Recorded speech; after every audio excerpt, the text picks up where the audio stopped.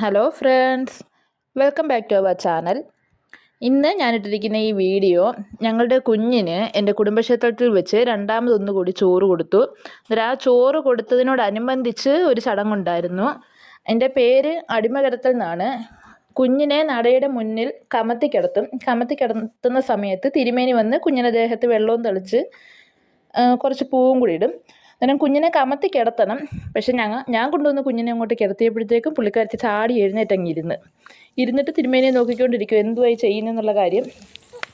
അങ്ങനെ അത് കഴിഞ്ഞിട്ട് കുഞ്ഞിനെ ഞാൻ എടുക്കാൻ ചെന്ന സമയത്ത് തിരുമേനി പറഞ്ഞു, അമ്മ എടുക്കരുത്, കൂടെ വന്ന് വേറെ ആരെങ്കിലും എടുത്ത് അമ്മയുടെ കൊടുക്കണമെന്ന് പറഞ്ഞ്. എന്നിട്ട് ഞാൻ തിരുമേനിക്ക് ദക്ഷിണ എടുക്കാൻ വേണ്ടിയിട്ട് പോകുന്ന സമയമായപ്പോഴത്തേക്കും കുഞ്ഞ് വിചാരിച്ച് അവളെ എടുക്കാതെ ഞാൻ പോവാണെന്ന് പറഞ്ഞ് ഭയങ്കര കരച്ചിലായിരുന്നു.